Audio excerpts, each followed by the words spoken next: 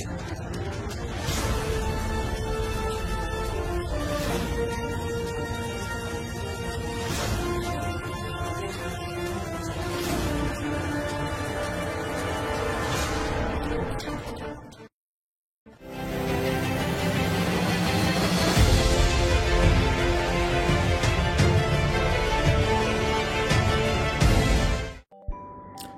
শ্রোতা বন্ধুরা, গল্পের ফেরিওয়ালা গ্রুপে আপনাদের সবাইকে স্বাগত।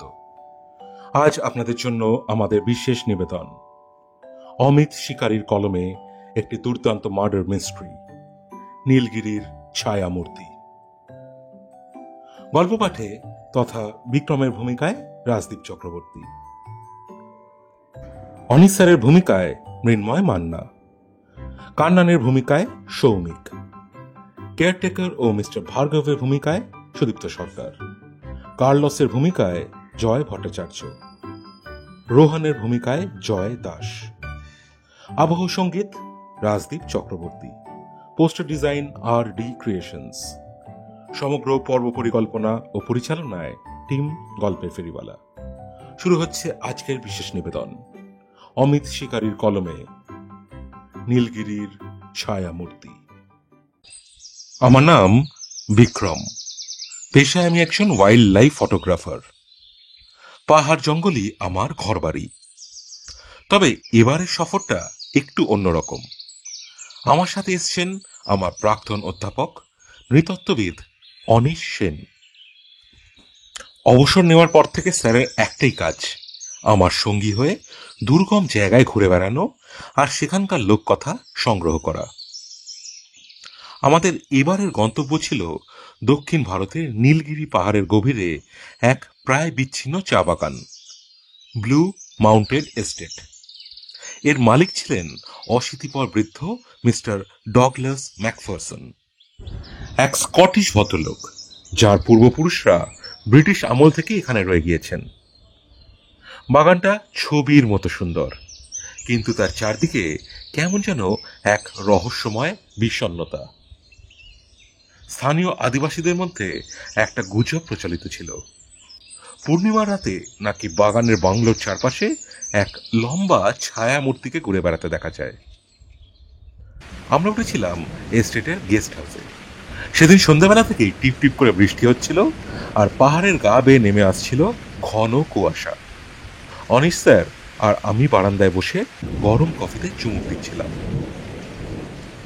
স্যার তার বৈশিষ্ট্য শান্ত গলায় বললেন, বিক্রম, এখানকার লোক কথায় যে ছায়ামূর্তির কথা বলা হয়েছে তার মধ্যে একটা অদ্ভুত আকর্ষণ আছে। সাধারণত এই ধরনের কিংবদন্তির পিছনে কিছু বাস্তব ভিত্তি থাকে। রাত বাড়ার সাথে সাথে কুয়াশা আরো ঘন হলো। আমরা ডিনার সেরে নিজেদের ঘরে চলে গেলাম। মাঝরাতে ঘুম ভেঙে গেল একটা অদ্ভুত শব্দে। ঠিক আর্তনাদ নয়, আবার পাখির ডাকও নয়। মনে হলো দূরে কোথাও কেউ যেন চাপা গলায় শীষ দিচ্ছে। আমি জানলার বাইরে তাকালাম, কিন্তু কুয়াশার দুর্ভেদ্য প্রাচীর ছাড়া আর কিছুই চোখে পড়ল না। পরদিন সকালে ঘুম ভাঙলেও গেস্ট হাউসের চাকরের উত্তেজিত চিৎকারে। আমরা ছুটে বাইরে আসতেই সে হাঁপাতে হাঁপাতে বলল, স্যার, বড় সাহেব আর নেই।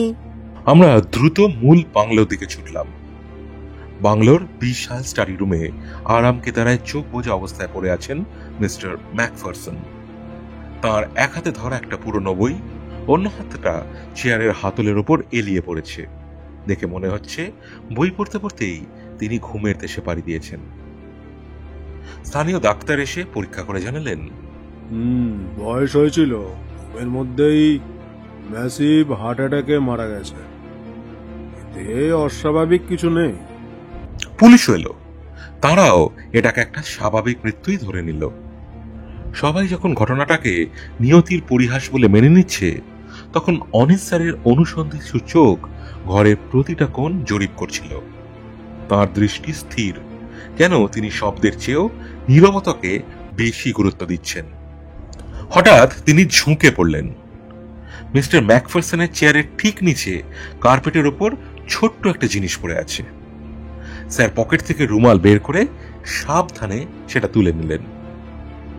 আমি উঁকি দিয়ে দেখলাম ওটা একটা পাখির পালক, কিন্তু এমন পালক আমি নীলগিরির জঙ্গলে আগে কখনো দেখিনি। উজ্জ্বল গাঢ় নীল রঙের পালক, যার ডগায় এক ফোঁটা ময়ূরকণ্ঠী আভা। অনিস স্যার পালকটা হাতে নিয়ে সোজা হয়ে দাঁড়ালেন, তাঁর দৃষ্টি জানলার দিকে, যার একটা পাল্লা সামান্য খোলা। বাইরে তখন কুয়াশা কেটে গিয়ে ভোরের আলো ফুটে উঠেছে। স্যার আমার দিকে ফিরে প্রায় ফিসফিস করে বললেন, বিক্রম, মৃত্যুটা হয়তো স্বাভাবিক, কিন্তু এই পালকটা স্বাভাবিক নয়।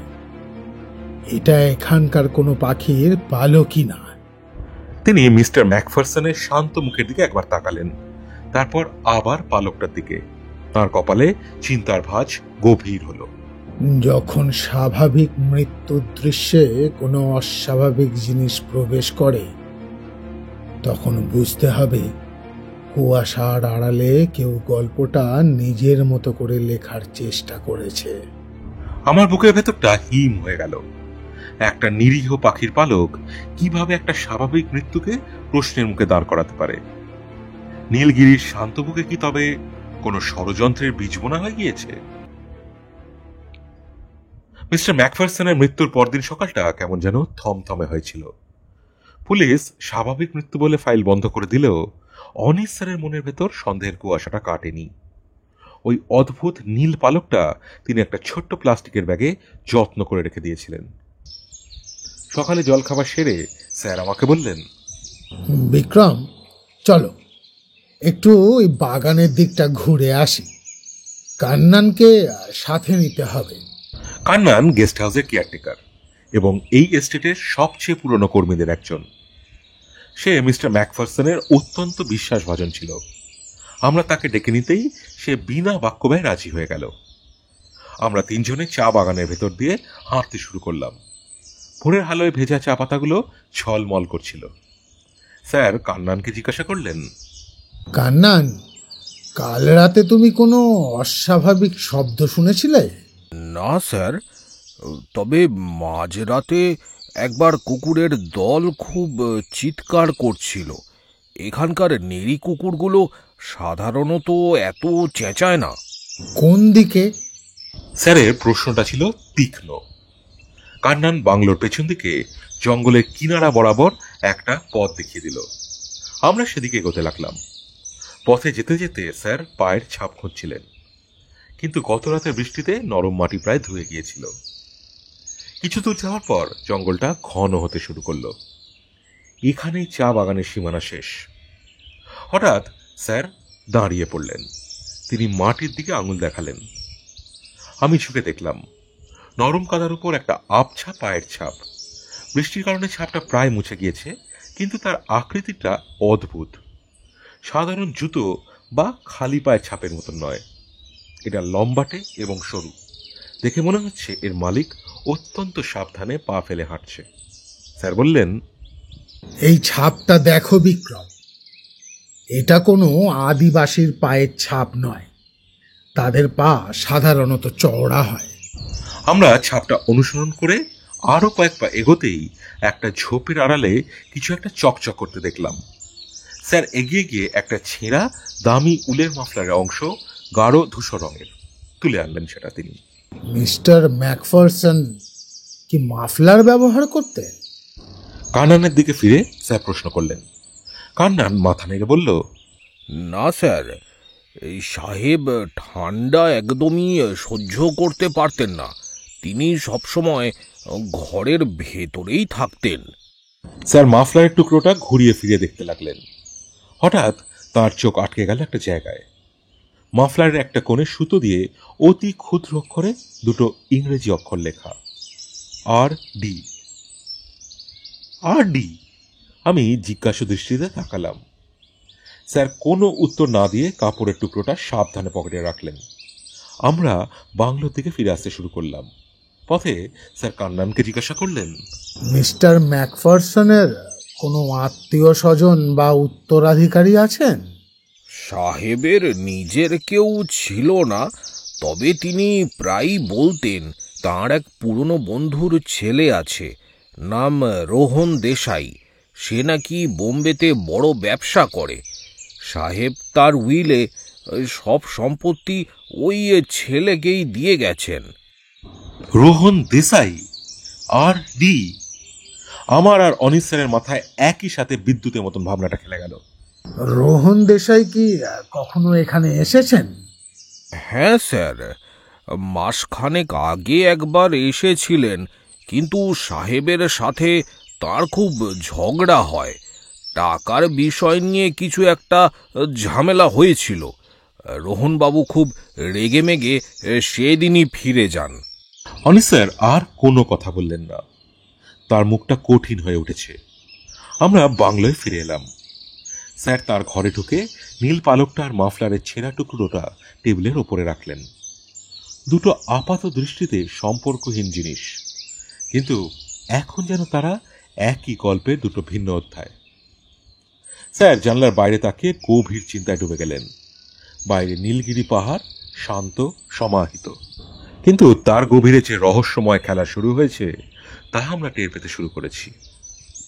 স্যার আমার দিকে না তাকিয়েই বললেন, বিক্রম, হার্ট অ্যাটাক হয়তো সত্যি, কিন্তু সেই হার্ট অ্যাটাকটা ঘটানোর জন্য কেউ হয়তো বাইরে থেকে চাপ সৃষ্টি করেছিল।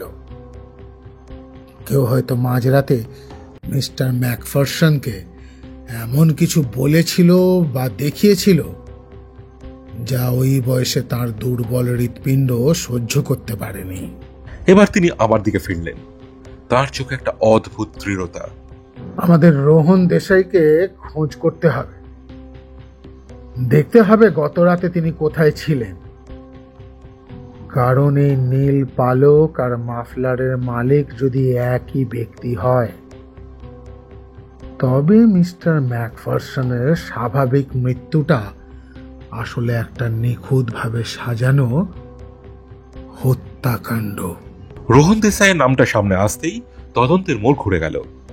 অনিস স্যার আর কাল বিলম্ব করলেন না। তিনি তার পুরনো পরিচিত এক পুলিশ অফিসারকে ফোন করে রোহন দেশাই সম্পর্কে খোঁজ খবর নিতে বললেন।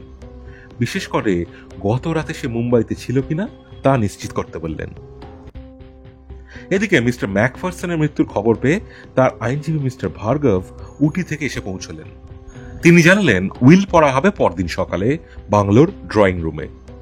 সেই অনুযায়ী এস্টেটের সমস্ত পুরনো কর্মীদের এবং রোহন দেশাইকেও খবর পাঠানো হয়েছে। পরদিন সকাল 10টা। বাংলোর ড্রয়িং রুমের পরিবেশ থমথমে। একদিকে কান্নান সহ কয়েকজন পুরনো কর্মী জড়সড় হয়ে বসে আছে, অন্যদিকে একটু আগে এসে পৌঁছেছে রোহন দেশাই। 30-এর কোঠায় বয়স, দামি স্যুট পরা, চোখে মুখে একটা আভিজাত্যের ছাপ থাকলেও কোথায় যেন একটা অস্থিরতা খেলা করছে। তার হাতে একটা দামি ব্রিফকেস আর গলায় জড়ানো একটা ধূসর উলের মাফলার। আমার চোখ আটকে গেল মাফলারটার দিকে। ওটার একটা কোন কি ছেঁড়া, দূর থেকে ঠিক বোঝা যাচ্ছিল না। অনিস স্যার শান্তভাবে এক কোণে বসে পুরো পরিস্থিতি পর্যবেক্ষণ করছিলেন।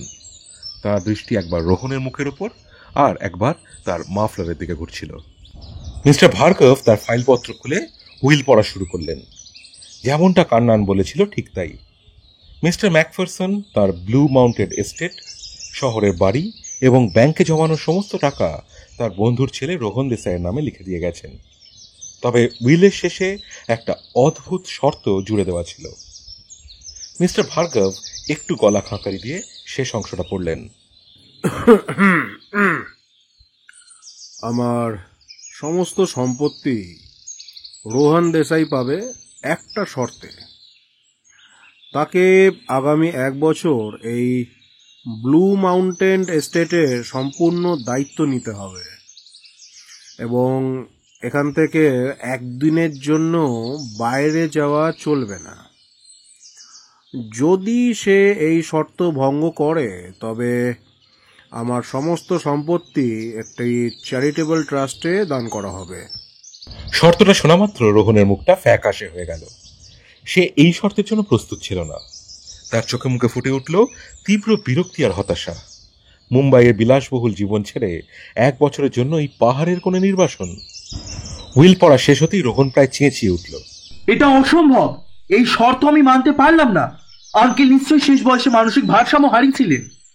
মিস্টার ভার্গব শান্ত স্বরে বলে উঠলেন, উইল করার সময় মিস্টার ম্যাকফারসন সম্পূর্ণ সুস্থ মস্তিষ্কে ছিলেন এবং দুজন সাক্ষীও উপস্থিত ছিলেন।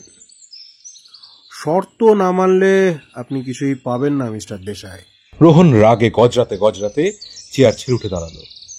ঠিক সেই মুহূর্তে অনিস স্যার ধীর পায়ে গেলেন। কিছু মনে করবেন না দেশাই সাহেব, আপনার গলার মাফলারটা খুব সুন্দর, একেবারে আপনার ব্যক্তিত্বের সাথে মানানসই। রোহন অবাক হয়ে স্যারের দিকে তাকালো। হঠাৎ মাফলারের প্রশংসা কেন? সে একটু অপ্রস্তুত হয়ে বলল, ধন্যবাদ। শীতকালে এই ধরনের উলের মাফলার খুবই আরামদায়ক, তবে জঙ্গলের পথে হাঁটার সময় একটু সাবধানে থাকতে হয়, ঝোপঝাড়ে লেগে ছিঁড়ে যাওয়ার ভয় থাকে। কথাটা বলার সময় অনিস স্যারের দৃষ্টি সরাসরি রোহনের মাফলারের দিকে নিবদ্ধ ছিল। রোহনের মুখটা নিমেষে রক্তশূন্য হয়ে গেল। সে অবচেতন ভাবেই হাত দিয়ে তার মাফলারের একটা অংশ ঢাকবার চেষ্টা করল।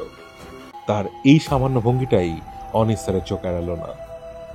স্যার মৃদু হেসে বললেন, আর হ্যাঁ, নীলগিরির জঙ্গলে এক ধরনের অদ্ভুত নীল পাখি দেখা যায়, তাদের পালক ভারী সুন্দর।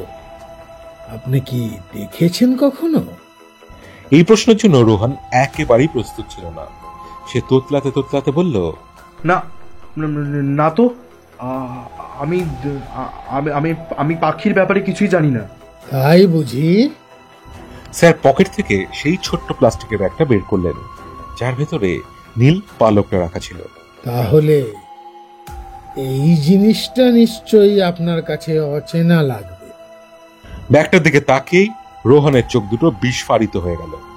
সে ভূত দেখার মতন চমকে উঠে এক পা পিছিয়ে গেল। তার কপালে বিন্দু বিন্দু ঘাম জমতে শুরু করেছে। ড্রয়িং রুমের নিস্তব্ধতা ভেঙে দিয়ে অনিস স্যার শান্ত কিন্তু দৃঢ় গলায় বললেন, মিস্টার দেশাই, গত পরশু রাতে আপনি কোথায় ছিলেন? রোহনের ঠোঁট কাঁপছিল। সে কোনো উত্তর দিতে পারল না। আপনি মুম্বাই থেকে রাতের ফ্লাইট ধরে কোয়েম্বাটোর এসেছিলেন। সেখান থেকে গাড়ি ভাড়া করে মাঝরাতে স্টেটে পৌঁছান। আপনি মিস্টার ম্যাকফারসনের সাথে দেখা করে তাকে উইল পরিবর্তন করার জন্য চাপ দেন। তিনি রাজি না হওয়ায় আপনারা তর্কাতর্কি করেন, আর আপনার কোটের পকেটে থাকা এই শৌখিন নীল পালক, যা আপনি কোনো বিদেশি বাজার থেকে সংগ্রহ করেছিলেন, তা উত্তেজনার মুহূর্তে মিস্টার ম্যাকফারসনের চেয়ারের নিচে পড়ে যায়। ঘরের সবাই স্তব্ধ হয়ে শুনছিল। আপনি হয়তো তাকে খুন করেন, কিন্তু আপনার আকস্মিক আগমন, হুমকি এবং প্রচন্ড চাপ একজন বৃদ্ধের হৃৎপিণ্ড সহ্য করতে পারেনি। আপনি তার মৃত্যুর কারণ। এটা জেনেই আপনি ভয়ে পালিয়ে যান, কারণ ধরা পড়লে সম্পত্তির বদলে জেলের ঘানি টানতে হবে। সেই সময় আপনার মাফলারের একাংশ ঝোপে আটকে ছিঁড়ে যায়, তাই না মিস্টার দেশাই? রোহন দেসাইয়ের প্রতিরোধ ভেঙে পড়ল। সে থপ করে সোফায় বসে দুহাতে মুখ ঢাকল। তার নীরবতাই ছিল তার অপরাধের স্বীকারোক্তি। নীলগিরি ছায়ামূর্তি রহস্যের ওপর থেকে কুয়াশার আবরণটা ধীরে ধীরে সরে যাচ্ছিল। কোনো ভূত বা প্রেতাত্ম নয়, এর পেছনে ছিল মানুষের লোভ আর ষড়যন্ত্র। রোহন দেসাই ভেঙে পড়ার পর বাংলোর পরিবেশ আরো গম্ভীর হয়ে উঠল। মিস্টার ভার্গব পুলিশে খবর দিলেন। কিছুক্ষণের মধ্যেই ইন্সপেক্টর রানা তার টিম নিয়ে হাজির হলেন। রোহনকে জেরা করার জন্য একটা আলাদা ঘরে নিয়ে যাওয়া হলো। যদিও এটা সরাসরি খুনের মামলা নয়, কিন্তু অনিচ্ছাকৃত মৃত্যু আর প্ররোচনার দায়ে তার বিরুদ্ধে মামলা দায়ের হওয়ার সম্ভাবনা প্রচুর। ড্রয়িং রুমে আমি আর অনিস স্যার বসে আছি। স্যার চিন্তামগ্নভাবে কফির কাপে চুমুক দিচ্ছেন। আমার মনে হচ্ছিল রহস্য তো সমাধান হয়ে গিয়েছে। ছায়ামূর্তির আড়ালে থাকা মানুষটা রোহন দেসাই, আর তার উদ্দেশ্য ছিল সম্পত্তি। কিন্তু স্যারের মুখের মেঘ কাটছিল না। স্যার, আপনার কি এখনো কোনো সন্দেহ আছে? আমি না জিজ্ঞাসা করে পারলাম না। স্যার আমার দিকে তাকালেন। তার চোখে সেই পরিচিত অনুসন্ধিৎসু দৃষ্টি। বিক্রম, গল্পটা যতটা সহজ মনে হচ্ছে ততটা নয়। কিছু প্রশ্ন এখনো বাকি। কি প্রশ্ন স্যার? প্রথমত, রোহন যদি মাঝরাতে এসে থাকে তবে সে বাংলোর ভেতর ঢুকলো কি করে? কান্নান তো বলেছিল সে নিজে রাতে সদর দরজা বন্ধ করেছিল। মিস্টার ম্যাকফারসন সাধারণত এত রাতে কারোর জন্য দরজা খোলেন না। দ্বিতীয়ত, রোহন ভয় পেয়ে পালিয়ে গেল এটা বিশ্বাসযোগ্য, কিন্তু পালানোর সময় সে কি এতটাই বেখেয়ালি ছিল যে তার মাফলারের ছেঁড়া অংশ বা বিরল নীল পালকের মতো প্রমাণ ফেলে যাবে? একজন ধুরন্ধর ব্যবসায়ী হিসাবে তার আরো সতর্ক থাকা উচিত ছিল নাকি? স্যারের কথাগুলো আমাকে ভাবিয়ে তুলল। সত্যি তো, ব্যাপারগুলো কেমন যেন খাপ ছাড়া লাগছে। আর সবচেয়ে বড় প্রশ্ন, ছায়ামূর্তির লোক কথা। কান্নান বলেছিল এই গুজব অনেক দিন ধরেই চলছে। রোহন তো এখানে এসেছে মাত্র মাসখানেক আগে, তাহলে তার আগে যে ছায়ামূর্তি দেখা যেত সেটা কে? আমার মাথা গুলিয়ে গেল। তাহলে কি রোহন একা ছিল না, নাকি ছায়ামূর্তির কিংবদন্তি আর মিস্টার ম্যাকফারসনের মৃত্যুর ঘটনা দুটো সম্পূর্ণ আলাদা?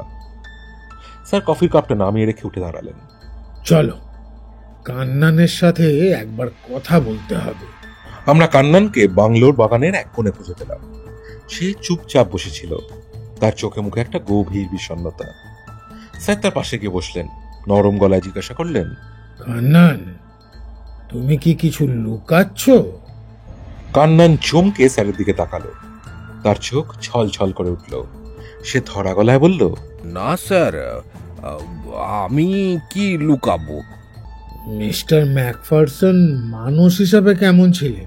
সাহেব খুব ভালো মানুষ ছিলেন, তবে শেষ কয়েক বছর খুব একা হয়ে গিয়েছিলেন। মেজাজও খিটখিটে হয়ে গিয়েছিল। তার সাথে শেষ কবে তোমার বিস্তারিত কথা হয়েছিল? ওই তো রোহনবাবু প্রথমবার আসার পর সাহেব খুব ভেঙে পড়েছিলেন। বলেছিলেন, কান্নান, আমি জীবনে একটা বড় ভুল করেছি, আমার পাপের বোঝা আমাকেই বইতে হবে। পাপ? কি পাপ? তিনি কি কিছু বুঝিয়ে বলেছিলেন তোমাকে? না স্যার, তবে তিনি প্রায়ই তার পুরনো একটা ডায়েরি পড়তেন। ওই ডায়েরিটা তিনি কাউকে ছুঁতেও দিতেন না। ডায়েরিটা এখন কোথায়? সাহেবের স্টাডি রুমের ডেস্কের ড্রয়ারেই থাকার কথা। ওটা সবসময় তালা দেওয়া থাকতো। আমরা দ্রুত স্টাডি রুমে ফিরে এলাম। ইন্সপেক্টর রানা তখনও সেখানে ছিলেন। স্যারের অনুরোধে তিনি ডেস্কের ড্রয়ার খোলা ব্যবস্থা করলেন। তালা ভাঙার পর ভেতরে পাওয়া গেল ধুলো মাখা চামড়ায় বাঁধানো একটা পুরনো ডায়েরি। স্যার সাবধানে ডায়েরিটা খুললেন। পাতাগুলো হলুদ হয়ে গেছে, কালির রং প্রায় ফিকে। ডায়েরির প্রথম পাতা গোটা গোটা অক্ষরে লেখা, ডেভিড ফার্নান্ডেজ, 1958। ইন্সপেক্টর রানা অবাক হয়ে বললেন, ডেভিড ফার্নান্ডেজ? এই নাম তো আগে শুনিনি। স্যার দ্রুত পাতা উল্টাতে লাগলেন। ডায়েরির বেশিরভাগ পাতাই ফাঁকা, কিন্তু একেবারে শেষ দিকে কাঁপা কাঁপা হাতে কিছু কথা লেখা রয়েছে। তারিখটা বছর খানেক আগের। লেখাটা পড়া মাত্র অনিস স্যারের মুখটা কঠিন হয়ে গেল। তিনি ডায়েরিটা আমার দিকে এগিয়ে দিলেন। আমি পড়লাম, আমার বন্ধু ডেভিডের সাথে আমি বিশ্বাসঘাতকতা করেছি। এই ব্লু মাউন্টেন এস্টেট ওর প্রাপ্য ছিল, আমার নয়। ওর ছেলেটাকে আমি খুঁজে বের করেছিলাম, কিন্তু আমার লোভ আমাকে অন্ধ করে দিয়েছিল। আমি ওর থেকে ওর অধিকার বঞ্চিত করেছি। আজ রোহনকে দেখে আমার ডেভিডের কথা মনে পড়ছে। আমি প্রায়শ্চিত্ত করতে চাই। আমি সব সত্যি প্রকাশ করে দেব। আমার শরীর দিয়ে একটা ঠান্ডা স্রোত বয়ে গেল। তাহলে কি এই সম্পত্তির আরেকজন দাবিদার ছিল? ডেভিড ফার্নান্ডেজের ছেলে? স্যার, এই ডেভিড ফার্নান্ডেজকে?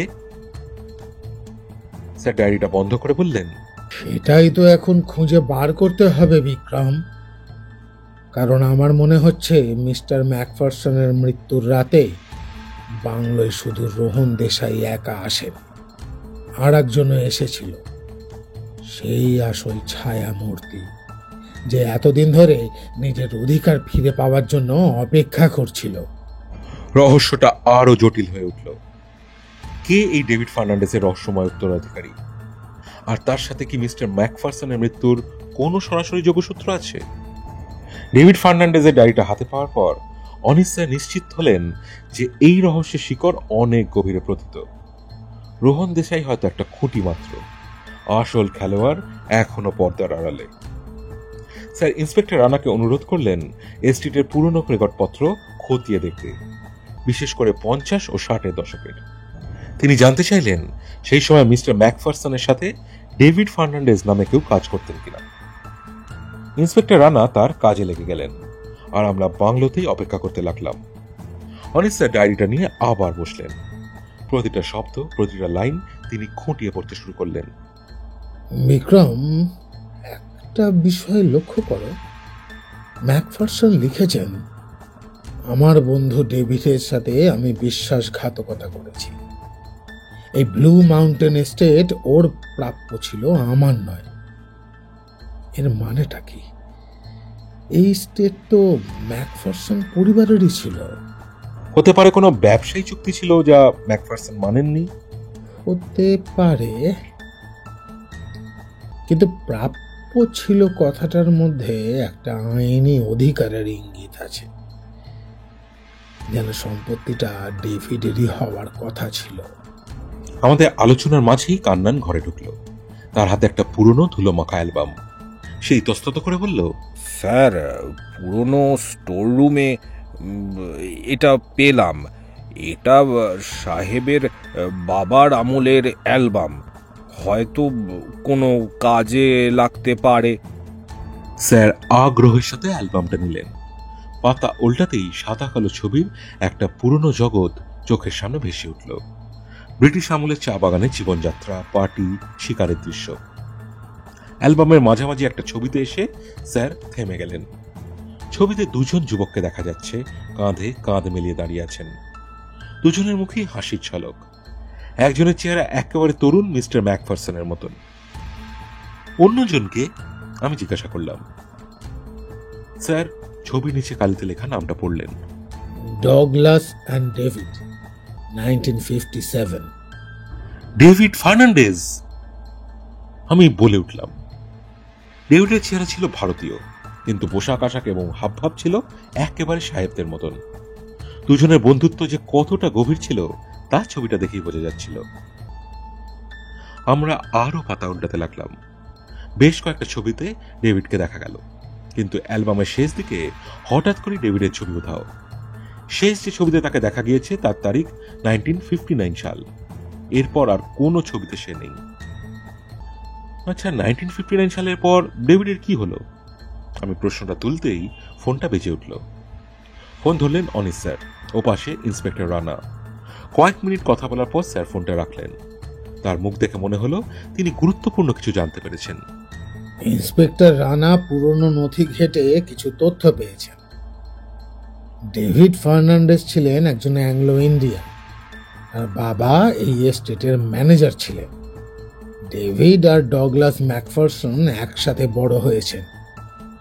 1958 সালে ডগলাসের বাবা মারা যাওয়ার পর তিনি তার উইলে এস্টেটের অর্ধেক অংশ ডেভিডের নামে লিখে দিয়ে যান। কি বলছেন? তাহলে তো এস্টেটের অর্ধেক মালিকানা ডেভিডের। ঠিক তাই, কিন্তু গোলমালটা বাঁধে এরপর।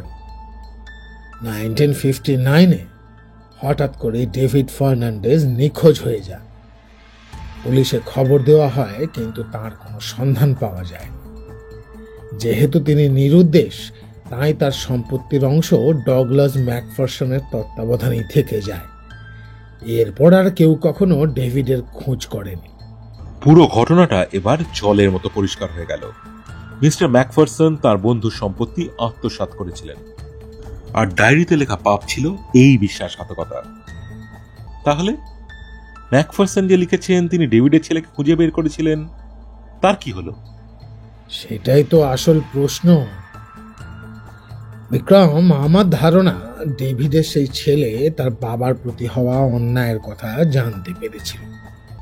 সে হয়তো তার পরিচয় গোপন করে এই এস্টেটের আশপাশে কোথাও ছিল। সে সুযোগের অপেক্ষায় ছিল। আমার হঠাৎ কান্নানের কথা মনে পড়ল। সে এই এস্টেটের সবচেয়ে পুরনো কর্মী। সে কি কিছু জানতে পারে? স্যার যেন আমার মনের কথা পড়তে পারলেন। তিনি বললেন, কান্নানকে আবার ডাক। এবার প্রশ্নগুলো একটু অন্যভাবে করতে হবে। কান্নান ঘরে আসতেই স্যার তার দিকে সেই অ্যালবামটা এগিয়ে দিলেন। ডেভিড আর ডগলাসের ছবিটা দেখে জিজ্ঞাসা করলেন, কান্নান, এই মানুষটিকে চেনো? কান্নান ছবিটার দিকে এক দৃষ্টে তাকিয়ে রইল। তার চোখ জলে ভরে গেল। সে কাঁপা কাঁপা গলায় বলল, ইনি ইনি তো আমার বাবা। ঘরের ভেতর যেন বাজ পড়ল। আমি আর অনিস স্যার বাকরুদ্ধ হয়ে গেলাম। কান্নান ডেভিড ফার্নান্ডেজের ছেলে? কিন্তু তোমার নাম তো কান্নান, আমি বিস্ময়ের সাথে বললাম। আর ইনি ডেভিড ফার্নান্ডেজ? আমার ভালো নাম স্যামুয়েল ফার্নান্ডেজ। বাবা নিখোঁজ হওয়ার পর মা ভয়ে আমার নাম বদলে কান্নান রেখে দেন। তিনি এখানকার আদিবাসী পল্লীতে আমাকে নিয়ে আশ্রয় নেন। তিনি চাননি বাবার মতো আমারও কোনো বিপদ হোক। আমি বড় হয়ে কাজের খোঁজে এই এস্টেটেই আসি। আমি জানতাম না এটাই আমার বাবার জায়গা ছিল। তাহলে তুমি সত্যিটা জানলে কি করে? মাস 6 আগে সাহেব একদিন অসুস্থ হয়ে পড়েন। আমি তার সেবা করার সময় তিনি ঘোরের মধ্যে আমার বাবার নাম ধরে ডাকছিলেন আর ক্ষমা চাইছিলেন। তখনই আমার সন্দেহ হয়। এরপর আমি লুকিয়ে তার ডায়েরি পড়ি এবং সব সত্যি জানতে পারি। অনিস স্যার উঠে দাঁড়ালেন। তিনি স্যামুয়েলের কাঁধে হাত রাখলেন। তাহলে মিস্টার ম্যাকফারসনের মৃত্যুর রাতে তুমিও কি বাংলোয় এসেছিলে? স্যামুয়েলের মুখটা পাথরের মতন শক্ত হয়ে গেল। সে মাটির দিকে তাকিয়ে রইল। তার নীরবতা বলে দিচ্ছিল সেই রাতে বাংলোতে তৃতীয় একজন ব্যক্তির উপস্থিতি ছিল, আর সেই ব্যক্তি হলো আসল ছায়ামূর্তি। কান্নান ওরফে স্যামুয়েল ফার্নান্ডেজের স্বীকারোক্তির পর স্টাডি রুমে নিস্তব্ধতা যেন আরো ভারী হয়ে উঠল। সেই যে নীলগিরির সেই বহুচর্চিত ছায়ামূর্তি, তা বুঝতে আর বাকি রইল না। কিন্তু তার উদ্দেশ্য কি ছিল? সে কি প্রতিশোধ নিতে চাইছিল? অনিস স্যার একটা চেয়ার টেনে স্যামুয়েলের সামনে বসলেন। তার কণ্ঠস্বরে কোনো ভৎসনা ছিল না, ছিল কেবল সত্য জানার অদম্য কৌতূহল। স্যামুয়েল, আমাকে সবটা খুলে বলো। কেন তুমি রাতের অন্ধকারে ছায়ামূর্তির মতো ঘুরে বেড়াতে? আর মিস্টার ম্যাকফারসনের মৃত্যুর রাতে ঠিক কি হয়েছিল? স্যামুয়েল কিছুক্ষণ চুপ করে রইল, যেন অতীতটাকে গুছিয়ে নেওয়ার চেষ্টা করছে। তারপর ধীরে ধীরে বলতে শুরু করলো। সাহেবের ডায়েরিটা পড়ার পর আমি যখন সব সত্যি জানতে পারলাম, তখন আমার মাথায় রক্ত চড়ে গিয়েছিল।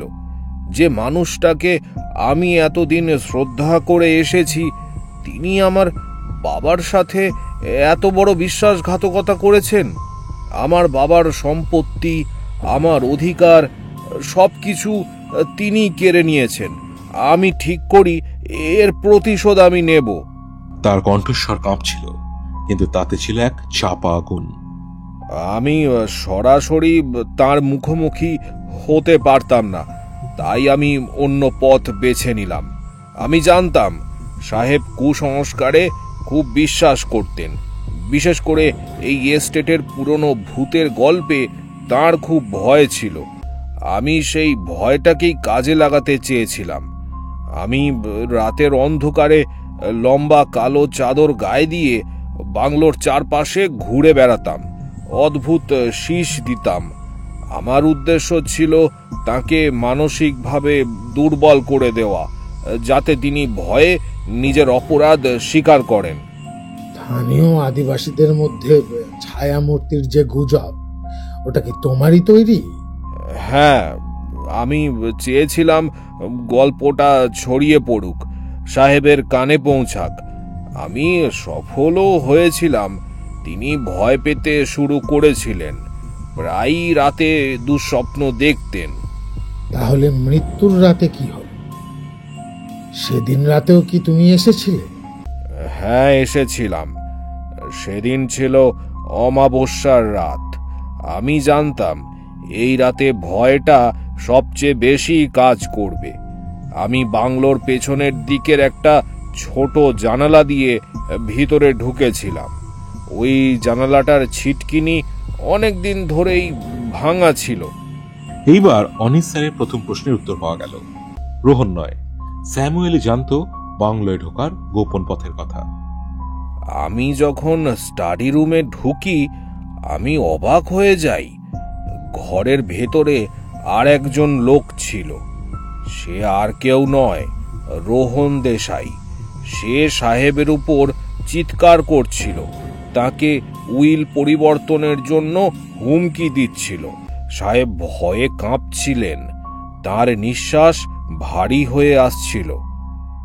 স্যামুয়েলের বর্ণনা শুনে আমরা স্তব্ধ হয়ে গেলাম। তাহলে রোহন আর স্যামুয়েল একই সময় একই ঘরে উপস্থিত ছিল? আমি একটা পর্দার আড়ালে লুকিয়ে পড়লাম। আমি দেখলাম রোহন রাগে গজগজ করতে করতে ঘর থেকে বেরিয়ে গেল। সে এতটাই উত্তেজিত ছিল যে সে আমাকে দেখতে পায়নি। সে চলে যাওয়ার পর আমি পর্দার আড়াল থেকে বেরিয়ে এলাম। সাহেব তখন কেমন ছিলেন? তিনি চেয়ারে এলিয়ে পড়েছিলেন, তার মুখ ফ্যাকাশে হয়ে গিয়েছিল। তিনি জোরে জোরে শ্বাস নিচ্ছিলেন। আমাকে দেখে তিনি চমকে উঠলেন।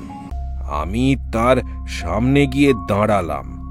আমার মুখ ঢাকা ছিল, কিন্তু তিনি হয়তো আমার চোখ দেখে চিনতে পেরেছিলেন। তিনি কাঁপা কাঁপা গলায় বললেন, ডেভিড, তুমি ফিরে এসেছো? স্যামুয়েলের চোখ দিয়ে জল গড়িয়ে পড়ল। আমি কোনো কথা বললাম না। আমি শুধু তার দিকে তাকিয়েছিলাম। তিনি ডুকরে কেঁদে উঠলেন, বললেন, আমাকে ক্ষমা করে দিস ডেভিড। আমি তোর সাথে, তোর ছেলের সাথে অনেক বড় অন্যায় করেছি। আমি সব ফিরিয়ে দেব, সব। এই কথাগুলো বলতে বলতেই সাহেবের শরীরটা এলিয়ে পড়ল। তার মাথাটা একদিকে কাত হয়ে গেল, চোখ দুটো স্থির হয়ে গেল। আমি প্রথমে বুঝতে পারিনি। আমি তার হাত ধরে ঝাঁকুনি দিলাম, কিন্তু কোনো সাড়া পেলাম না। তখনই আমি বুঝলাম তিনি আর নেই। আমি খুব ভয় পেয়ে গিয়েছিলাম। আমি তাকে মারতে চাইনি, আমি শুধু আমার অধিকার ফিরে পেতে চেয়েছিলাম। আমি কি করব বুঝতে না পেরে যে পথে এসেছিলাম সেই পথেই পালিয়ে যাই। পুরো ঘটনাটা শুনে ঘরটা স্তব্ধ হয়ে গেল।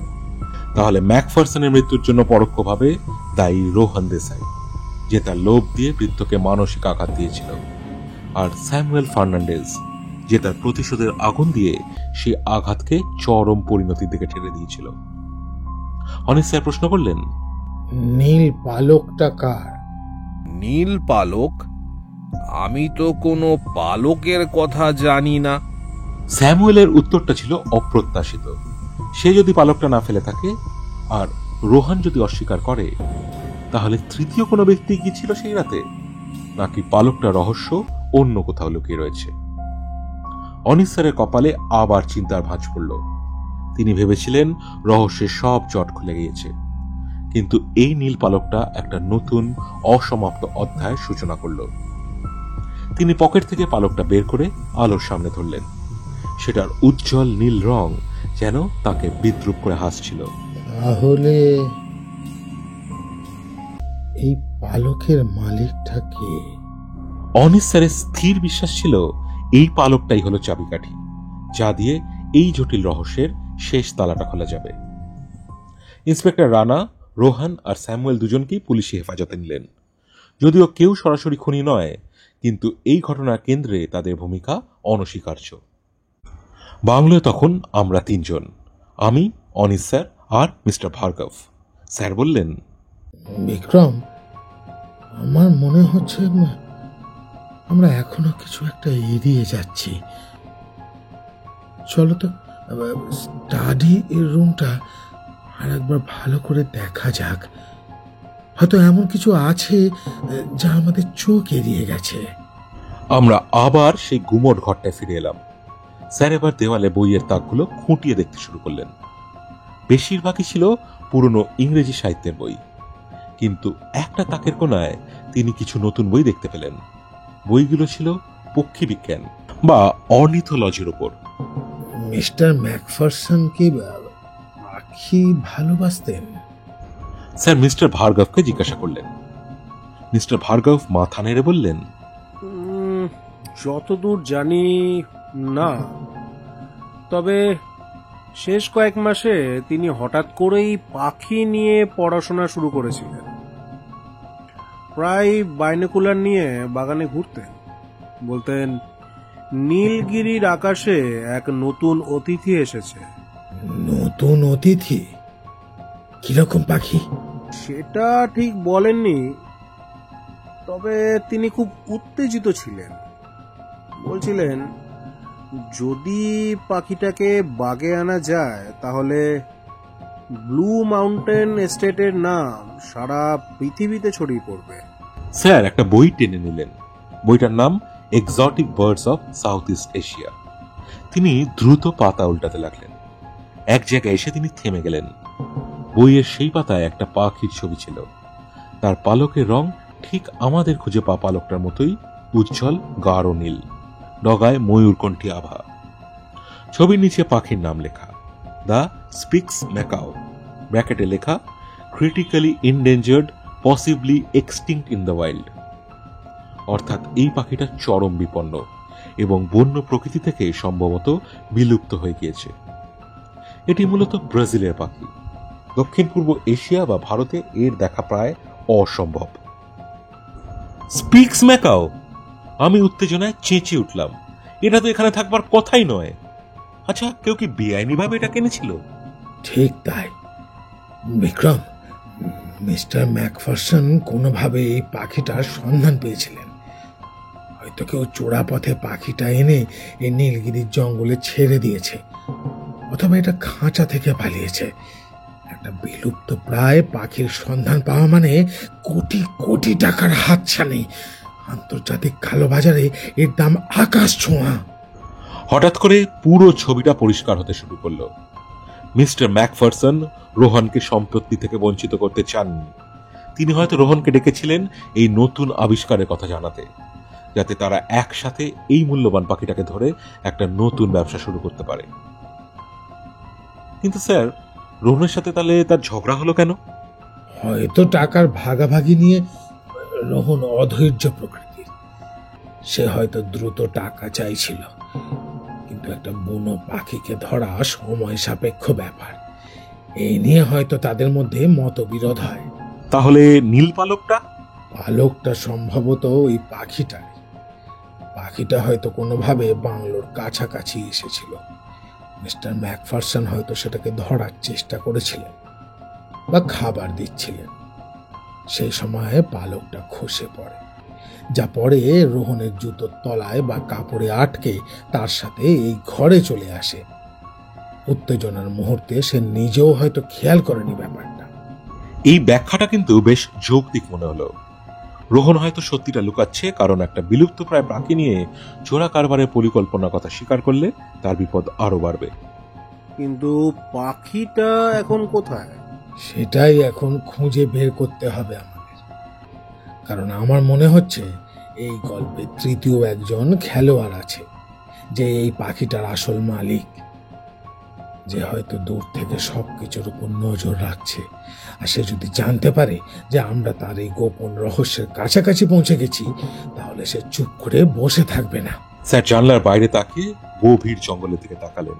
আমাদের সেই অদৃশ্য শত্রুকে খুঁজে বের করতে হবে, কারণ সেই হয়তো এই নাটকের শেষ এবং সবচেয়ে ভয়ঙ্কর চরিত্র।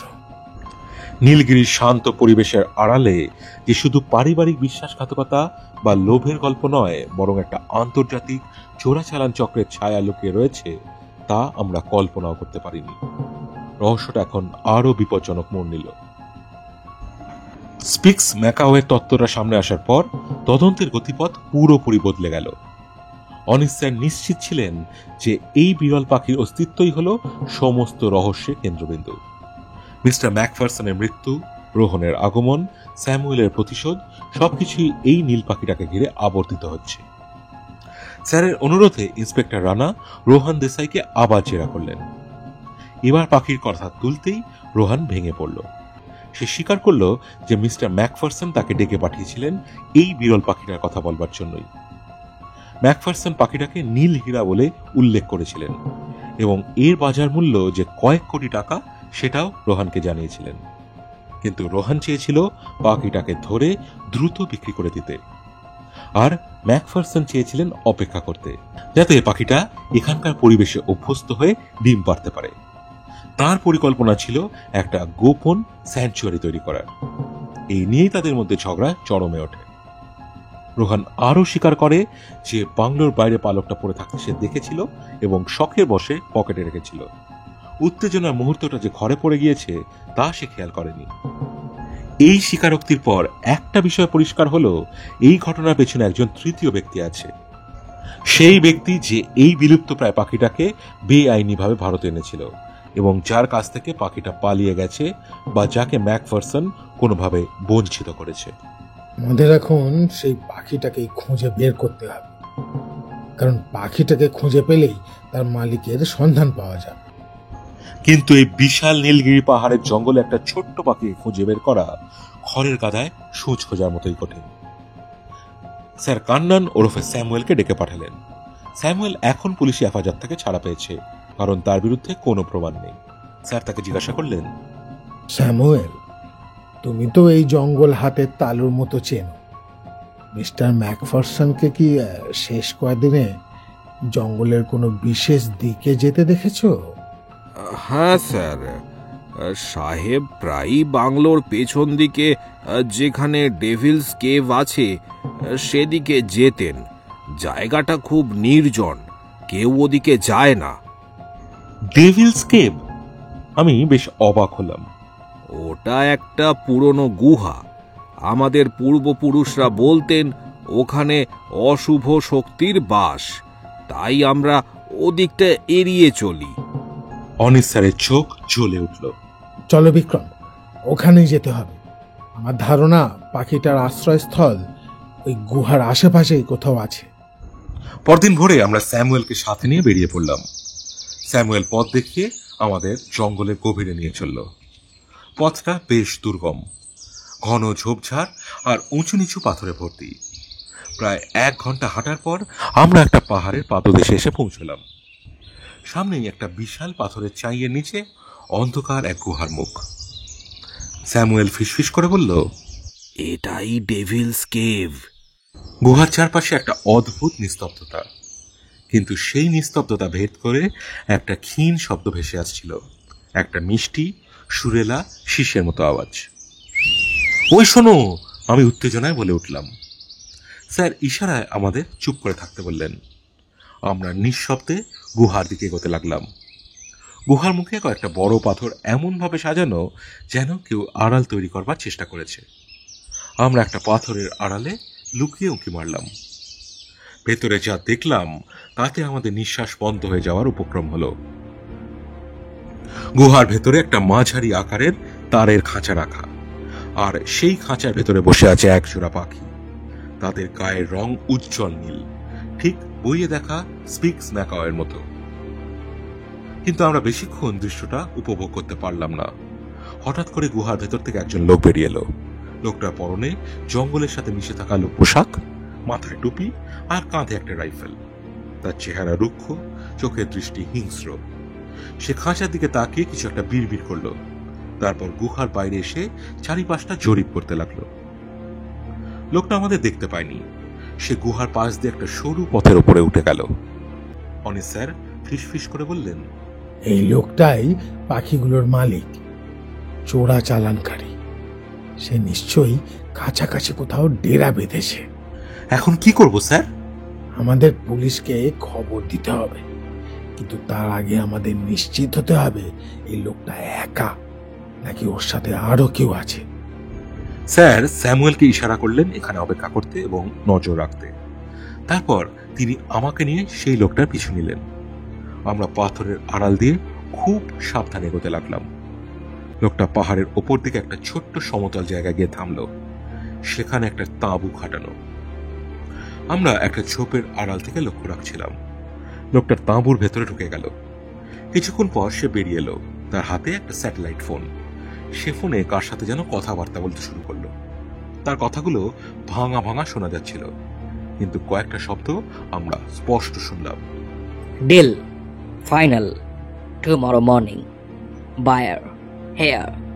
অনিস স্যারের মুখটা কঠিন হয়ে গেল। বিক্রম, লোকটা একা নয়। আগামীকাল সকালে সে পাখিগুলো কোনো ক্রেতার হাতে তুলে দেওয়ার ব্যবস্থা করছে। আমাদের হাতে খুব বেশি সময় নেই। তিনি পকেট থেকে মোবাইল বের করে ইন্সপেক্টর রানাকে ফোন করতে যাচ্ছিলেন, কিন্তু হঠাৎই আমাদের পেছনে একটা শুকনো পাতা ভাঙার আওয়াজ হলো। আমরা চমকে পেছনে ফিরতে দেখলাম গাছের আড়াল থেকে আর একজন লোক বেরিয়ে এসছে। তার হাতে একটা চকচকে ছুরি আর মুখে একটা ক্রূর হাসি। তোমরা বড্ড বেশি জেনে ফেলেছ প্রফেসর। লোকটা শীতল গলায় বলল। আমাদের পালানোর আর কোনো পথ ছিল না। আমরা চোরাচালানকারীদের ফাঁদে পড়ে গিয়েছিলাম। ছুরি হাতে লোকটা সামনে দেখে আমার বুকের ভেতরটা হিম হয়ে গেল। অনিস স্যার কিন্তু শান্ত ছিলেন। তার মুখে ভয়ের লেশ মাত্র নেই, বরং এক ধরনের শীতল স্থিরতা। তোমাদেরকে এখানে আশা করিনি। লোকটা এগিয়ে আস্তে আস্তে বলল। তার নাম যে কার্লস তা আমরা পরে জেনেছিলাম। সে ছিল আন্তর্জাতিক প্রাণী চোরাচালান চক্রের একজন কুখ্যাত সদস্য। পাখিগুলোর আসল মালিক তাহলে তুমি? মিস্টার ম্যাকফারসন তো তোমার পরিকল্পনা নষ্ট করে দিয়েছিলে, তাই না? কার্লসের মুখে একটা হিংস্র হাসি ফুটে উঠল। বুড়োটা বড্ড বেশি চালাকি করার চেষ্টা করছিল। আমি ওকে দুটো পাখি কিছুদিনের জন্য রাখতে দিয়েছিলাম, কারণ এই জঙ্গলটা ওদের বংশবৃদ্ধির জন্য আদর্শ ছিল। কথা ছিল বাচ্চা হলে আমরা ভাগ করে নেব। কিন্তু বুড়োটা লোভী হয়ে উঠেছিল। সে আমার ফোন ধরা বন্ধ করে দেয়। তারপর ওই ব্যবসায়ী ছোকরাকে ডেকে পাঠায়। ভেবেছিল আমাকে বাদ দিয়েই নিজেই সবটা হাতিয়ে নেবে। তাই তুমি ওকে ভয় দেখাতে শুরু করলে?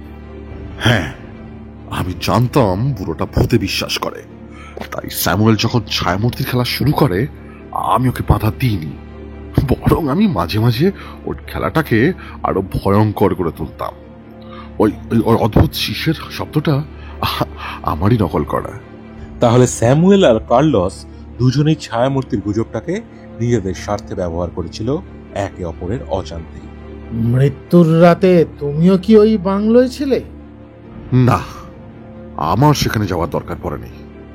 আমি জানতাম ওই রোহন দেশের মতো একজন লোভী আর অধৈর্য লোকই আমার কাজটা করে দেবে। আমি শুধু দূরে থেকে নজর রাখছিলাম। পুরোটা মারা যাওয়ার পর আমি আমার পাখি দুটোকে গুহায় সরিয়ে আনি। আমাদের আর কিছুই জানার বাকি ছিল না। আমরা ফাঁদে পড়ে গিয়েছি। কার্লস আমাদের দিকে কয়েক পা এগোলো। তার সঙ্গীর যে রাইফেল হাতে ছিল তার নাম মার্কো। সেও তাঁবুর থেকে বেরিয়ে আমাদের দিকে বন্দুক তাক করেছে। তোমাদের গল্প এখানেই শেষ প্রফেসর। কার্লস ছুরিটা উঁচিয়ে ধরল। ঠিক সেই মুহূর্তে যখন আমি ভাবছি সব শেষ, জঙ্গলের নিস্তব্ধতা ভেঙে দিয়ে একটা তীব্র চিৎকার শোনা গেল। Police hands up! কার্লোস আর মার্কো চমকে উঠল। মুহূর্তের মধ্যে জঙ্গলের বিভিন্ন দিক থেকে পুলিশ সদস্যরা বেরিয়ে এসে ওদেরকে ঘিরে ফেলল। সামনে ছিলেন ইন্সপেক্টর রানা, তার হাতে উত্তত রিভলভার। হতভম্ব কার্লোস কিছু বোঝার আগেই পুলিশ তাকে কাবু করে ফেলল। মার্কো রাইফেলটা তোলার চেষ্টা করেছিল, কিন্তু তার আগে একজন পুলিশ তাকে মাটিতে ফেলে দিল। আমি অবাক হয়ে ইন্সপেক্টর রানার দিকে তাকালাম। আপনার এখানে কি করে? অনিস স্যার মুচকি হাসলেন। আমি জানতাম চোরাচালানকারীরা একা কাজ করে না, তাই আমি তোমাকে নিয়ে এগিয়ে যাওয়ার আগে আমার জিপিএস ট্র্যাকারটা স্যামুয়েলের হাতে দিয়ে এসেছিলাম এবং ওকে ইশারা করে বুঝিয়ে দিয়েছিলাম পরিস্থিতি বেগতিক দেখলেই যেন ইন্সপেক্টরকে খবর দেয়। আমি চেয়েছিলাম অপরাধীদের হাতে নাতে ধরতে। এটা তার মানে ছিল অনিস স্যারের পাতা একটা প্রতিফাদ। তিনি নিজেকে এবং আমাকে টোপ হিসেবে ব্যবহার করে চোরাচালানকারীদের আত্মপ্রকাশ করতে বাধ্য করেছেন। স্যামুয়েল গুহার আড়াল থেকে বেরিয়ে এলো। তার চোখে মুখে স্বস্তি আর কৃতজ্ঞতা। তার দেওয়া তথ্যের ভিত্তিতেই পুলিশ সময় মতো পৌঁছতে পেরেছে। কার্লোস আর মার্কোকে গ্রেফতার করা হলো। তাদের স্যাটেলাইট ফোন ঘেঁটে আন্তর্জাতিক ক্রেতার পরিচয় এবং ডিলের সময় ও স্থান জানা গেল। পুলিশ সেই অনুযায়ী ব্যবস্থা নিল। বিলুপ্তপ্রায় স্পিক্স ম্যাকাও যুগলকে উদ্ধার করে বন দফতরের হাতে তুলে দেওয়া হলো। রহস্যের সব জট খুলে গিয়েছে। মিস্টার ম্যাকফারসনের লোভ, রোহনের অধৈর্য, স্যামুয়েলের প্রতিশোধের আগুন আর কার্লোসের অপরাধ জগৎ সবকিছু মিলেমিশে নীলগিরির বুকে একটা জটিল নাটকের জন্ম দিয়েছিল। আমরা যখন বাংলোয় ফিরে এসেছি তখন সূর্য ডুবতে বসেছে। নীলগিরির পাহাড় সোনালী আলোয় স্নান করছে।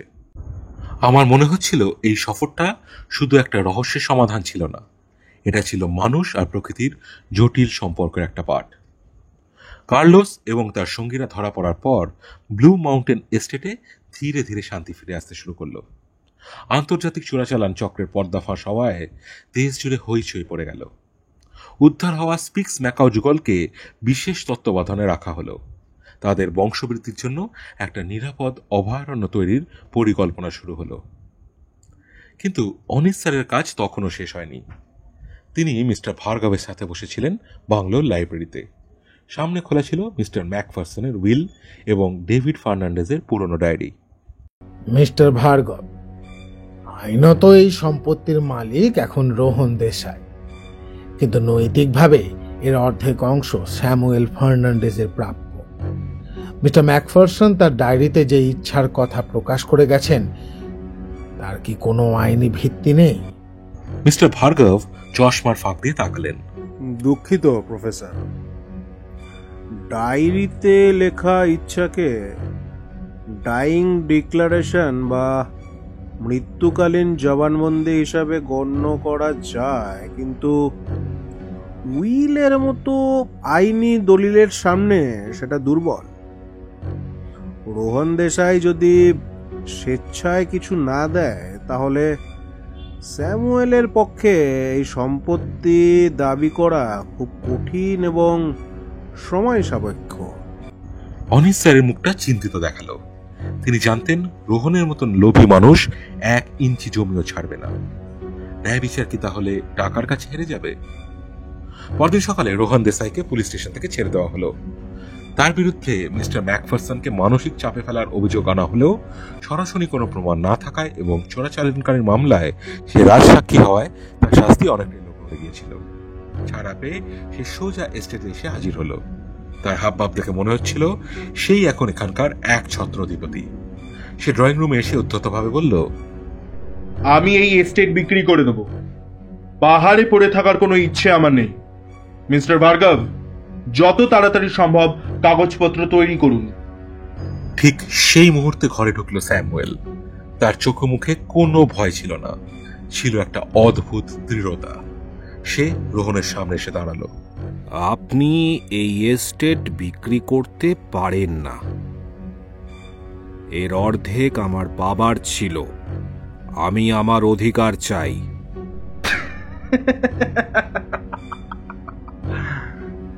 তোমার বাবার ছিল? হ্যাঁ, তার কোনো প্রমাণ আছে? একটা পুরনো ডায়েরি দেখে কোনো লাভ হবে না। আইন আমারই পক্ষে। আইন হয়তো আপনার পক্ষে, কিন্তু ন্যায় আমার পক্ষে, আর আমার কাছে প্রমাণ আছে। ঘরের সবাই অবাক হয়ে গেল। কি প্রমাণ থাকতে পারে স্যামুয়েলের কাছে? স্যামুয়েলের পকেট থেকে একটা ভাঁজ করা হলদে হওয়া কাগজ বের হলো। কাগজটা সে মিস্টার ভার্গবের হাতে তুলে দিল। আমার মা মারা যাওয়ার আগে এটা আমাকে দিয়েছিলেন। বলেছিলেন যদি কখনো খুব প্রয়োজন হয় তবেই যেন ব্যবহার করি। এটা আমার বাবা আর মিস্টার ম্যাকফারসনের মধ্যে হওয়া মূল চুক্তির একটা অনুলিপি। মিস্টার ভার্গব কাঁপা কাঁপা হাতে কাগজটা খুললেন। ওটা ছিল 1958 সালে স্ট্যাম্প পেপারে করা একটা পার্টনারশিপ ডিড, যেখানে স্পষ্টভাবে লেখা আছে যে ব্লু মাউন্টেন এস্টেটের ব্যবসা এবং সম্পত্তিতে ডেভিড ফার্নান্ডেজ এবং ডগলাস ম্যাকফারসন সমান অংশীদার। রোহন দেশাইয়ের মুখটা ফ্যাকাশে হয়ে গেল। সে অবিশ্বাসের দৃষ্টিতে কাগজটার দিকে তাকিয়ে রইল। এটা ছিল অকাট্য প্রমাণ যা তার সমস্ত পরিকল্পনাকে ধুলোয় মিশিয়ে দিতে পারে। অনিস স্যার মৃদু হাসলেন। তিনি জানতেন স্যামুয়েল এতটা সহজ পাত্র নয়। তার মা ঠিকই করেছিলেন। তিনি জানতেন লোভী পৃথিবীতে টিকে থাকতে হলে শুধু আবেগের জন্য নয়, প্রমাণের জন্য লাগে। এখন কি হবে মিস্টার ভার্গব?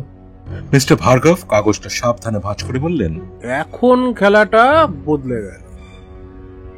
এই দলিলের ভিত্তিতে স্যামুয়েল ফার্নান্ডেজ আদালতে তার অধিকার দাবি করতে পারে এবং আমার বিশ্বাস রায় তার পক্ষেই যাবে। রোহন দেসাইয়ের দর্প চূর্ণ হয়ে গেল। সে বুঝতে পারছিল লড়াই করতে সে হয়তো কিছুই পাবে না, উল্টে আইনি ঝামেলায় জড়িয়ে পড়বে। সে পরাজিত সৈনিকের মতন সোফায় বসে পড়ল। ন্যায় বিচারে দাঁড়িপাল্লা অবশেষে সঠিক দিকে ঝুঁকল। স্যামুয়েল তার বাবার সম্মান এবং নিজের অধিকার ফিরে পাওয়ার পথে এক বড় ধাপ এগিয়ে গেল। ব্লু মাউন্টেন এস্টেটের আকাশে তখন মেঘ কেটে গিয়ে উজ্জ্বল রোদ উঠেছে। অনিস স্যার জানলার বাইরে তাকিয়ে ভাবছিলেন, রহস্যের সমাধান করা এক জিনিস আর ন্যায় প্রতিষ্ঠা করা আর এক জিনিস। আজ দুটোই সম্পন্ন হওয়ায় তার মনটা একটা গভীর শান্তিতে ভরে গেল। স্যামুয়েলের পেশ করা অকাট্য প্রমাণের পর রোহন দেসাইয়ের আর কোনো পথ খোলা ছিল না। দীর্ঘ আইনি লড়াইয়ের পরিবর্তে সে সমঝোতার পথে হাঁটতে বাধ্য হল। মিস্টার ভার্গবের মধ্যস্থতায় একটা চুক্তি স্বাক্ষরিত হলো। চুক্তি অনুযায়ী ব্লু মাউন্টেন এস্টেটের অর্ধেক মালিকানা এবং ব্যবসা লভ্যাংশের অর্ধেক স্যামুয়েল ফার্নান্ডেজকে দেওয়া হলো। শহরের বাড়ি এবং ব্যাংকের টাকার একটা বড় অংশ পেল স্যামুয়েল। রোহন বাকি অংশ নিয়ে মুম্বাই ফিরে গেল। তার মুখে ছিল পরাজয়ের গ্লানি। এস্টেটে সেদিন ছিল উৎসবের আমেজ। পুরনো কর্মীরা তাদের প্রিয় কান্নানকে নতুন মালিক হিসাবে পেয়ে আনন্দিত। স্যামুয়েল কিন্তু একটুও বদলায়নি। সে আগের মতোই সবার সাথে মিলেমিশে কাজ করছিল। তার প্রথম সিদ্ধান্তই ছিল এস্টেটের কর্মীদের বেতন বাড়ানো এবং তাদের থাকার ব্যবস্থা উন্নতি করা। অনিস স্যার আর আমি আরও কয়েকটা দিন সেখানেই থেকে গেলাম। স্যারের ইচ্ছে ছিল স্যামুয়েলের নতুন পথ চলার শুরুটা দেখে যাওয়ার। একদিন বিকেলে আমরা তিনজন বাংলোর বারান্দায় বসে চা খাচ্ছিলাম। স্যামুয়েল তার ভবিষ্যতের পরিকল্পনা নিয়ে কথা বলছিল। স্যার, আমি এই এস্টেটকে শুধু একটা চা বাগান হিসেবে রাখতে চাই না। আমি বাবার স্বপ্ন পূরণ করতে চাই। আমি এখানে একটা ছোট অভয়ারণ্য তৈরি করব, বিশেষ করে বিভিন্ন প্রজাতির পাখিদের জন্য। আর এই কাজে আমার একজন বিশেষজ্ঞের সাহায্য লাগবে। সে আমার দিকে তাকিয়ে হাসল। বিক্রমদা, আপনি যদি মাঝে মাঝে এসে আমাকে সাহায্য করেন তাহলে খুব ভালো হয়। আমি সানন্দে রাজি হলাম। একজন ওয়াইল্ড লাইফ ফটোগ্রাফার হিসাবে এমন প্রকল্পে যুক্ত হওয়ার সুযোগ স্বপ্নের মতন। অনিস স্যার তৃপ্তির হাসি হাসলেন। তিনি বললেন, স্যামুয়েল, তোমার বাবা আজ বেঁচে থাকলে খুব খুশি হতেন। তুমি শুধু তোমার অধিকার ফিরে পাওনি, তুমি তার আদর্শকেও এগিয়ে নিয়ে যাচ্ছ। কথাবার্তার মধ্যেই ইন্সপেক্টর রানা এসে হাজির। তার মুখেও ছিল প্রসন্নতার ছাপ। প্রফেসর, আপনাদের জন্য একটা খবর আছে। কার্লোসের দেওয়া তথ্যের ভিত্তিতে আমরা আন্তর্জাতিক চক্রের মূল হোতাদের প্রায় কাছাকাছি পৌঁছে গিয়েছি। আর উদ্ধার হওয়া স্পিক্স ম্যাকাও যুগলকে খুব শীঘ্রই ব্রাজিলে তাদের স্বাভাবিক বাসস্থানে ফিরিয়ে দেওয়ার ব্যবস্থা করা হচ্ছে। ভারত ও ব্রাজিল সরকারের মধ্যে এই নিয়ে কথা চলছে। এরা ছিল সবচেয়ে ভালো খবর। বাকি দুটো তাদের নিজেদের ঘরে ফিরে যাবে। এর চেয়ে আনন্দের আর কি হতে পারে? ইন্সপেক্টর রানা আরও জানালেন, স্যামুয়েলের মা যে আদিবাসী পল্লীতে আশ্রয় নিয়েছিলেন, সেখানকার মানুষজন স্যামুয়েলের এই সাফল্যে খুব খুশি। তারা আগামীকাল এস্টেটে এসে স্যামুয়েলকে তাদের ঐতিহ্যবাহী প্রথা অনুযায়ী সম্বর্ধনা জানাতে চায়। স্যামুয়েল আবেগ আপ্লুত হয়ে পড়ল। যে সমাজ তাকে একদিন আশ্রয় দিয়েছিল সে তাদের ভোলেনি। সে জানালো এস্টেটে লাভের একটা অংশ সে ওই পল্লীর উন্নয়নের জন্য দান করবে। সবকিছু যেন একটা সুন্দর গল্পের মতো শেষ হচ্ছিল। বিশ্বাসঘাতকতা আর ষড়যন্ত্রের অন্ধকার মেঘ কেটে গিয়ে নীলগিরির বুকে এখন শুধু আলো আর ভালোবাসার ছড়াছড়ি। সেদিন রাতে যখন পূর্ণিমার আলোয় গোটা উপত্যকা ভেসে যাচ্ছে, আমি আর অনিস স্যার বাংলোর বাইরে হাঁটছিলাম। দূরে আদিবাসী পল্লী থেকে ভেসে আসছিল মাদলের মৃদু শব্দ। হয়তো আগামীকালের উৎসবের প্রস্তুতি চলছে। স্যার, ছায়ামূর্তি রহস্যটা শেষ পর্যন্ত একটা সুন্দর পরিণতি পেল, বলুন? স্যার আকাশের দিকে তাকিয়ে বললেন, হ্যাঁ বিক্রম, কিন্তু মনে রেখো, প্রতিটা শেষের মধ্যেই একটা নতুন শুরু লুকিয়ে থাকে। স্যামুয়েলের লড়াই শেষ হয়েছে, কিন্তু তার পথ চলা সবে শুরু হলো। তিনি আমার দিকে ফিরলেন। তার চোখে ছিল একটা গভীর দর্শন। আমরা রহস্যের সমাধান করি, কিন্তু আসল গল্পটা লেখে সময় আর মানুষ। আমরা শুধু সেই গল্পের পাতাগুলো উল্টে যাই। তার কথাগুলো আমার মনে গেঁথে গেল। এই নীলগিরি ছায়ামূর্তির গল্পটা শুধু একটা খুনের কিনারা ছিল না, ছিল একটা হারানো অধিকার ফিরে পাওয়ার গল্প, প্রায়শ্চিত্তের গল্প, এবং সর্বোপরি প্রকৃতির কোলে লালিত হওয়া একটা নতুন স্বপ্নের গল্প। আমরা বাংলোর দিকে ফিরে আসছিলাম, সবকিছু শান্ত সুন্দর, কিন্তু আমি জানতাম না এই গল্পের শেষ পাতায় আরও একটা ছোট্ট অপ্রত্যাশিত মোচড় অপেক্ষা করছে। পরদিন ব্লু মাউন্টেন এস্টেটে ছিল একটা ভিন্ন ধরনের দিন। আদিবাসী পল্লীর মানুষেরা তাদের ঐতিহ্যবাহী পোশাক পরে মাদল বাজিয়ে গান গাইতে গাইতে এসে স্যামুয়েলকে বরণ করে নিল। তাদের সরল আন্তরিক ভালোবাসা দেখে স্যামুয়েলের চোখ জলে ভরে গেল। সে এখন শুধু এই এস্টেটের মালিক নয়, সে এখন এই পুরো জনগোষ্ঠীর অভিভাবক। উৎসবের শেষে আমরা বিদায় নেওয়ার জন্য প্রস্তুত হচ্ছিলাম। আমাদের ব্যাগপত্র গুছিয়ে গাড়িতে তোলা হয়েছে। স্যামুয়েল, মিস্টার ভার্গব, ইন্সপেক্টর রানা সবাই এসেছেন আমাদের বিদায় জানাতে। স্যামুয়েল অনিস স্যারের হাত ধরে আবেগ আপ্লুত গলায় বলল, স্যার, আপনার ঋণ আমি কোনোদিন শোধ করতে পারবো না। আপনি না থাকলে আমি হয়তো কোনোদিনও সত্যিটা জানতে পারতাম না। অনিস স্যার তার কাঁধে হাত রেখে মৃদু হেসে বললেন, আমি শুধু আমার কর্তব্য করেছি স্যামুয়েল, বাকিটা তোমার সততা আর সাহসের জয়। এই এস্টেটকে তুমি নতুন উচ্চতায় নিয়ে যাবে, আমি নিশ্চিত। আমরা গাড়িতে উঠতে যাব, ঠিক সেই মুহূর্তে বাংলোর একটা কর্মী ছুটে এলো। তার হাতে একটা পুরনো মরচে ধরা টিনের বাক্স। স্যামুয়েল বাবু, সাহেবের পুরনো স্টোররুমটা পরিষ্কার করতে গিয়ে হাতে নিচেটা পেলাম, সে হাঁপাতে হাঁপাতে বলল। বাক্সটা দেখে স্যামুয়েল অবাক হলো। সে ওটা হাতে নিয়ে খুলতেই আমরা সবাই ঝুঁকে পড়লাম। ভেতরে ছিল কিছু পুরনো চিঠি, কয়েকটা হলদে হয়ে যাওয়া ছবি আর একটা ছোট্ট ডায়েরি। ডায়েরিটা ছিল মিস্টার ম্যাকফারসনের। এটা কিন্তু তার ব্যক্তিগত ডায়েরি নয়, এটা ছিল তার শেষ জীবনে লেখা। স্যামুয়েল কাঁপা কাঁপা হাতে ডায়েরির শেষ পাতাটা খুলল। সেখানে তারিখ দেওয়া ছিল মৃত্যুর ঠিক আগের দিনের। কাঁপা কাঁপা অক্ষরে লেখা কথাগুলো সে জোরে জোরে পড়তে শুরু করলো। আমি জানি আমার সময় শেষ হয়ে এসেছে। আমার পাপের বোঝা আমাকে নিয়ে ডুবছে। আমি স্যামুয়েলকে সব সত্যি বলতে চেয়েছিলাম। আমি ওকে ডেকে পাঠিয়েছিলাম, কিন্তু ও আসেনি। আমার ভয় হয় ও হয়তো আমাকে কোনোদিনও ক্ষমা করবে না। আমি রোহনকে ডেকেছি, ওকে সব বুঝিয়ে বলবো। আশা করি ও স্যামুয়েলের অধিকার ফিরিয়ে দেবে। এই পর্যন্ত পড়ে স্যামুয়েল থেমে গেল। তার মানে মিস্টার ম্যাকফারসন নিজেই স্যামুয়েলকে তার অধিকার ফিরিয়ে দিতে চেয়েছিলেন। তিনি অনুতপ্ত ছিলেন। কিন্তু এর পরের লাইনগুলো ছিল সবচেয়ে আশ্চর্যজনক। আজ জঙ্গলে আমার নীল হীরাকে দেখতে গিয়েছিলাম। সাথে ছিল আমার সবচেয়ে বিশ্বস্ত বন্ধু। সে কোনোদিন আমার সঙ্গ ছাড়ে না। আমি জানি আমার পর ওই হয়তো আমার স্বপ্নটাকে বাঁচিয়ে রাখবে। ওর নামও রেখেছি আমি নীলকণ্ঠ। ও শুধু একটা পাখি নয়, ও আমার প্রায়শ্চিত্তের সাক্ষী। আমরা সবাই অবাক হয়ে একে অপরের দিকে তাকালাম। এই নীলকণ্ঠকে? ঠিক তখনই বাংলোর ছাদের কার্নিশ থেকে একটা মিষ্টি শীষে শব্দ ভেসে এলো। আমরা সবাই চমকে অপরের দিকে তাকালাম। ছাদের ধারে বসে আছে সেই বিলুপ্ত প্রায় স্পিক্স ম্যাকাও পাখিটা, কিন্তু সে একা নয়। তার পাশে বসে আছে বাংলোর বহু পুরনো পোষা একটা টিয়া পাখি, সবুজ রঙের টিয়া। তার গলায় আছে একটা নীলচে ছোপ। সে মাথা হেলিয়ে আমাদের দিকে তাকিয়ে আছে। স্যামুয়েল ফিসফিস করে বলল, এ তো মিঠু, সাহেবের সবচেয়ে প্রিয় পোষা টিয়া। সাহেব যেখানে যেতেন ওকেও নিয়ে যেতেন। অনিস স্যার মৃদু হাসলেন। তার চোখ দুটো উজ্জ্বল হয়ে উঠেছে, যেন তিনি শেষ রহস্যের সমাধান করে ফেলেছেন। তিনি বললেন, তাহলে এই হলো নীলকণ্ঠ। মিস্টার ম্যাকফারসন তার পোষা টিয়াকেই নীলকণ্ঠ বলে ডাকতেন।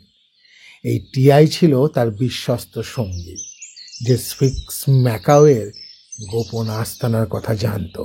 পুরো ছবিটা এবার আমাদের কাছে জলের মতো পরিষ্কার হয়ে গেল। আমি বললাম, তাহলে ওই অদ্ভুত শীষের শব্দ যা কার্লোস বা স্যামুয়েল কেউই সবসময় করতো না, সেটা আসলে এই টিয়াটারই ডাকছিল। সে হয়তো তার নতুন বন্ধু নীল ম্যাকাওটাকে ডাকতো। ঠিক তাই। বিক্রম, ছায়ামূর্তির কিংবদন্তির পেছনে ছিল 3 জন কর্তা, স্যামুয়েল, কার্লোস এবং এই ছোট্ট পাখিটা। প্রত্যেকেই নিজের অজান্তেই এই রহস্যকে আরো জটিল করে তুলেছিল। আমরা সবাই কিছুক্ষণ অবাক হয়ে পাখি দুটোর দিকে তাকিয়ে রইলাম। সবুজ টিয়া আর নীল ম্যাকাও পাশাপাশি বসে আছে, যেন নীলগিরির নতুন বন্ধুত্বের প্রতীক। আমাদের ফেরার সময় হয়ে গিয়েছিল। গাড়ি চলতে শুরু করলো।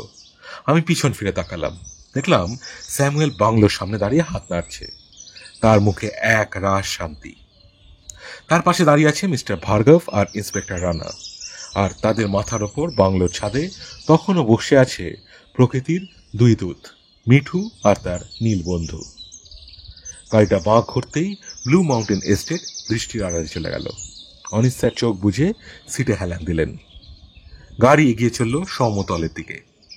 আমি জানলার বাইরে তাকিয়ে ভাবছিলাম, নীলগিরির কুয়াশা হয়তো কেটে গিয়েছে, কিন্তু তার বুকে জন্ম নেওয়া এই গল্পটা আমার মনে আজীবন একটা অমলিন স্মৃতি হয়ে থাকবে। এক ছায়ামূর্তির গল্প, যা আসলে ছিল আলো আর অন্ধকারের, পাপ আর প্রায়শ্চিত্তের, আর সবশেষে একটা নতুন ভোরের।